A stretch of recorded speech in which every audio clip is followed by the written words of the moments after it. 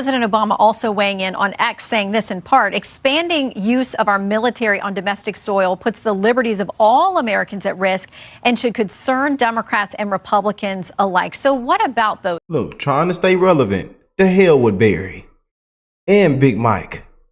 There ought to be another presidential mugshot. Them days of walking around the White House, you know, with them Tootsie Roll lollipops and Skittles, not getting nothing done, blowing things up. No, it's a different time, sir. And there ought to be another presidential mugshot. The hell with you, Salt and Pepper. The people spoke loud and clear. And I know you ain't weighing in on what's going on down with the crime. Oh, I know you. I know it ain't, because I'm finna expose it all, especially in Chicago. Concerns. You know, they're both laughable.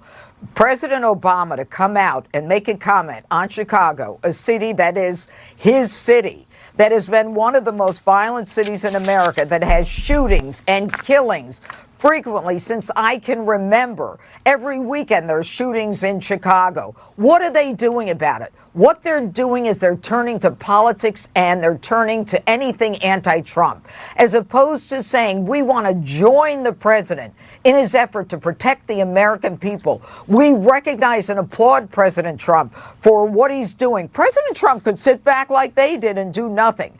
But, you know, the president is not doing something to the American people in these cities. He is protecting them. You speak to any of the crime victims that I speak to. And, you know, just as we're starting to show off this morning, we just got this clip in of what's actually going on down there in places like Chicago, as Democrats and the Obamas want to weigh in and try to stay relevant. And their only messaging is gaslight, fearmonger, anti-Trump, you know, unconstitutional, unpresidential. But look what's going on down there. And people are pulling out their phones and they're sick of it, especially when it comes to kids. Kids. You'll see the kids running in the video. This is bad, man. But Democrats have no answer. They don't have no fix, huh? It's just blame the gun, huh? And hate Trump. Blame the gun and hate Trump. In Chicago, everybody gotta get down. Everybody gotta get down because they shoot. Everybody down. Look, these kids are running. They shooting. We can't have no fun in Chicago, man. No fun, man. This is terrible. I ought to throw a goddamn flag. Cause this y'all neighborhood. This might be over with, because I gotta figure this out,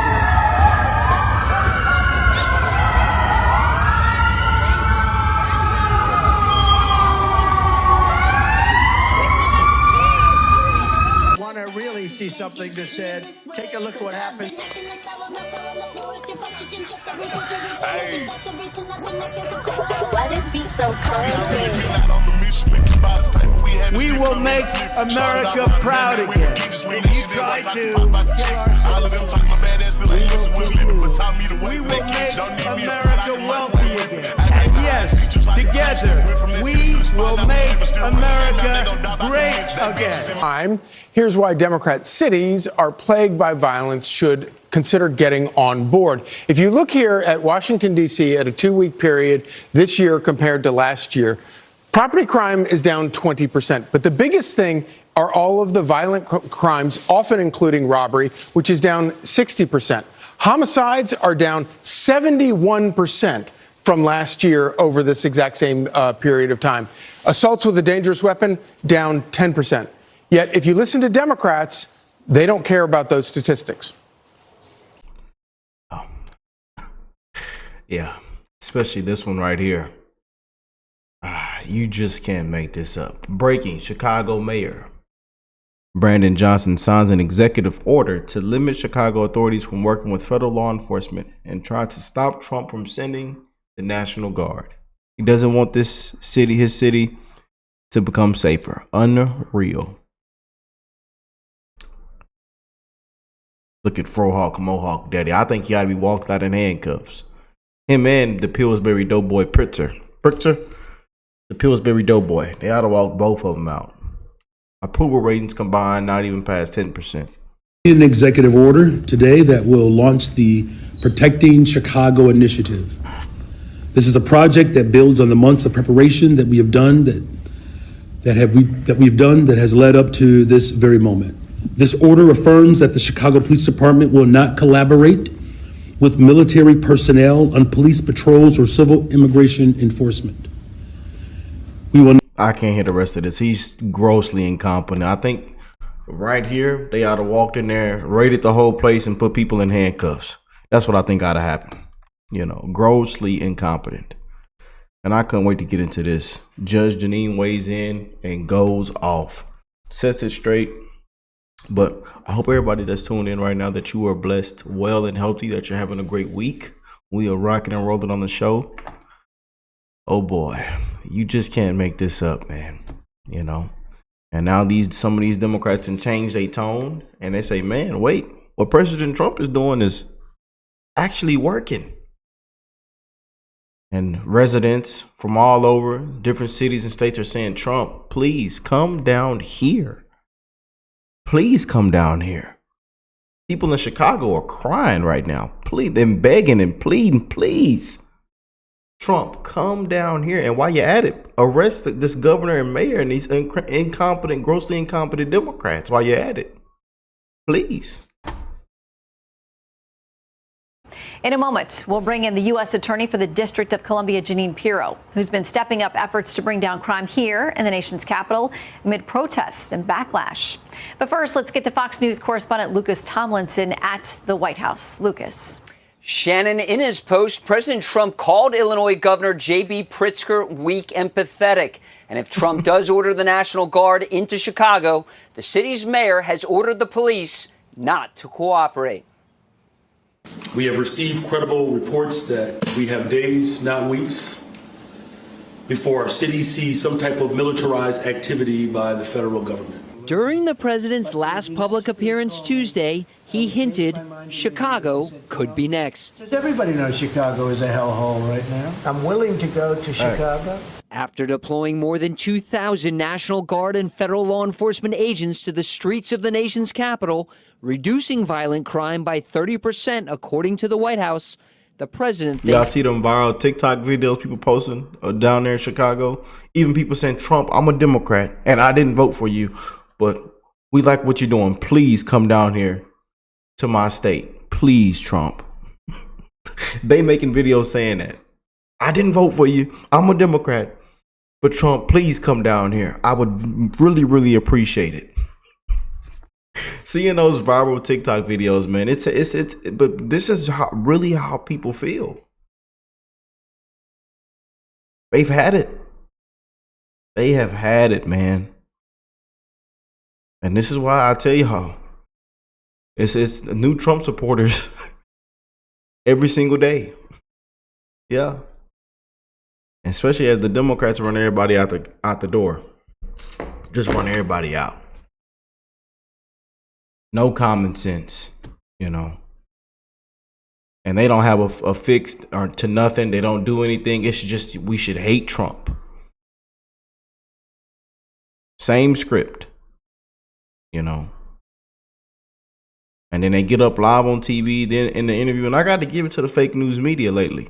They've been holding these Democrats' feet to the fire live on television, you know. And that Trump, that same rhetoric, that same propaganda, the same fear-mongering and gaslighting, the same script does not work. That messaging isn't working anymore. It's not working anymore, you know. This model could be repeated in other big cities. One of his top aides put it this way. It's a simple choice. You either side with civilization or you side with anarchy and violence. Not everyone is on board. Illinois Governor J.B. Pritzker says while he welcomes more federal agents, including the FBI, he does not want soldiers on Chicago's streets. You call up the National Guard when you have an emergency. There is no emergency here. Governor Gavin Newsom says he's ready to deploy what he calls suppression teams from the California Highway Patrol to reduce violence. Crime's an issue and we want to tackle it. We're not talking about the nationalization, the militarization of the Guard and militarizing United States cities. At first, D.C. Mayor Muriel Bowser scoffed at the idea of President Trump taking over the D.C. police force. This doesn't make sense. The facts on the ground don't support this. She provided an update a week later. We greatly appreciate the surge of officers. The difference between this period, this 20-day period of this federal surge. Now she thanking them. Yeah. Now she's thanking them. They got them new reports back in. Ain't seen anyone with no homicide in 2 weeks. Oh man, everything that went down, the carjackings, the robberies. And now she thanking them. Yeah. They changing their tone, huh? Yeah, maybe Trump was right about everything, huh? Yeah. Surge and last year represents a 87% reduction in carjackings. The White House says since those reinforcements have been sent to the streets of the nation's capital, there's been over 1,300 arrests and over 140 illegal guns taken off the streets. Shannon? All right, Lucas Tomlinson reporting from the White House. Thank you very much, Lucas. Joining us now, Jeanine Pirro, U.S. Attorney for the District of Columbia. Welcome to Fox News Sunday. Good to see you. Good to see you too, Shannon. Okay, so let's start here. On the way out the door, here's what your predecessor said about how things were going in D.C. Total violent crime for 2024 in the District of Columbia is down 35% from 2023 and is the lowest it has been in over 30 years. So how do you respond to critics who say this is way too heavy-handed? You know, people in uniforms on the streets looking militarized here in D.C. It's an overreaction. It's a distraction. You know, what's interesting about this, Shannon, is that President Trump has literally changed the safety landscape in Washington, D.C. And I often wonder, in answer to your question, whether, you know, who is the person who says, you know, crime is low enough for us to handle? Who decides what is acceptable? If we go from intolerable to unacceptable, does that mean we should pat ourselves on the back and say, let's just leave town? No, that's not what President Trump is about here. Washington was one of the most violent cities, not just in the United States, but in the world. So let's not pussyfoot around this whole thing. We've got individuals who are being shot, stabbed, beaten, and brutalized, and arrests are not being made. In the last year and 8 months, 45 black teenagers, minority teenagers, have been shot and killed with firearms. You know what the clearance rate is, Shannon? The clearance rate, meaning how many cases have been solved, is 29%. That means that 70% of the murderers of African-American teens, all of them killed with guns, are still out on the street with their guns, continuing to do what they do. And so for all those people who say, oh, crime is down, isn't this great? That's nonsense. What we need is to recognize that the first order of government is the protection of its people.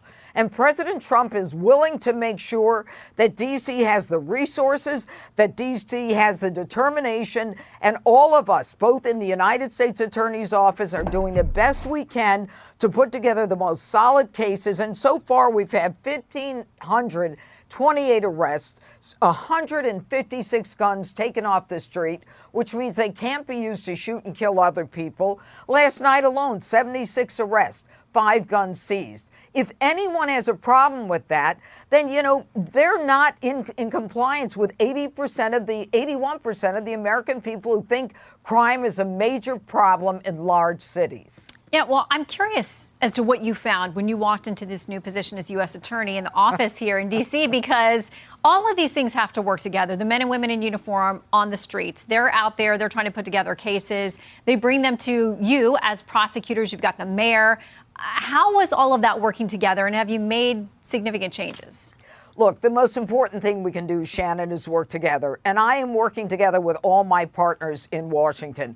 This is about crime. This is about protecting the public. You know, they talk about the shining city on the hill. Well, this shining city on the hill is upside down. And President Trump is doing everything he can to reoriented to be that shining city on the hill. And what that means for me, when I came in, I found a DC council laws that protected and coddled young people. If you're 15, 16, or 17 years old and you shoot someone but they don't die, I can't prosecute you. You go to family court where you end up being, the purpose is rehabilitation. And what you've got carjackings, it's like up, 200% in a short period of time. And then these young kids, they're punks. They end up torching the cars afterwards. And I can't prosecute them. I can't arrest them. We've got a D.C. Court of Appeals that issues decisions that are so out of line with even the Supreme Court, and judges sentencing people for possession of illegal guns and letting them go. I had a 19-year-old who shot someone on a public bus with an illegal gun. The judge, under the D.C. law, gave the person probation and said, why don't you go to college? This has to be changed, and we've got our work cut out for us. And I am determined, with the prosecutors in my office, to work with the police. My prosecutors working around the clock in this surge. We are working with the police to put together these cases to make sure that when they go to court, they get a conviction and that there is a sentence that is consistent with the acts that are occurring. If President Trump didn't do this, Washington would continue to be one of the most violent cities in the world, and anyone who is against it is about politics and not about safety for our fellow citizens. So you talk Like about most are. getting to court, getting your prosecutors together and getting these cases together, but here's the headline from the Washington Post just days ago. It said D.C. judges and grand jurors push back on Trump policing surge. There's at least one high-profile case where they're making a lot of headline news about the fact that you couldn't get a grand jury to indict. So how does that factor into what you're trying to do? Well, I mean, clearly, I know the case that they're referencing, and there's not a lot I can talk about in terms of grand juries, but what I can tell you is this. There are a lot of people who sit on juries and they live in, they live in Georgetown or in Northwest or in some of these better areas, and they don't see the reality of crime that is occurring. And my office has been instructed to move for the highest crime possible, consistent with the law, the statute, and the evidence. And in that one case, in that particular article, we were on point. But the grand jurors don't take it so seriously. They're like, whatever. And my job is to try to turn that around and to continue to give the support that my prosecutors need. In that case, we took it as a misdemeanor, and we'll go forward with it. The fact that they're so used to crime, that crime is so normalized in D.C. that they don't even care about whether or not the law is violated, is the very essence of what my problem is in D.C. And that is to turn this ship around, as President Trump has directed, so that the people in D.C., the minority community who are hurt the worst by crime, who are crying for help, are finally heard. And that's what I'm there to do, and that's what my job is. And I don't really care about these people who say, we don't need you or you're going too hard. My job is to protect the victim. And that's what we're going to do. We're going to make the criminal accountable. We've got to change that D.C. council. These statutes that call for a ceiling of convictions within 5 years, that means if you hire someone, you're not going to find out whether or not they've been convicted of petty larceny or theft. Or if you have a dance class, you can't find out if the person applying is a pedophile. All of this is lunacy. And we're changing it, and it's not easy, Shannon. No, there's a lot of work in a lot of big cities, and the president's talked about Chicago. There's a ton of resistance there, and them saying they're watching what's happening in D.C. Obviously, we're a federal district, so it's different than another city as far as some of what the president has the authority to do. But here's what Gavin Newsom says about what they're doing. He is doing crime suppression teams, but they'll use state officials, California Highway Patrol. Here's what he says. He's doing things to people, not with people. It's a point of profound and consequential contrast. Greasy Gavin. The fact of militarizing American cities. So to that running everybody out of California, I tell you. point, President Obama also weighing in on X, saying this in part: expanding use of our military on domestic soil puts the liberties of all Americans at risk and should concern Democrats and Republicans alike. So what about those? We ought to see another presidential mugshot. The hell with Brother Salt and Pepper. The hell with you, Barry. And Big Mike. I'll tell you, y'all, Still trying to stay relevant. Still trying to stay relevant. You just can't make this up, you know. But the only thing y'all have is anti-Trump. That's it.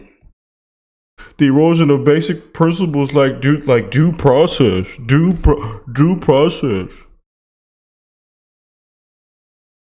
And expanding the use of military on domestic soil puts the liberties of all Americans at risk and should concern Democrats and Republicans alike.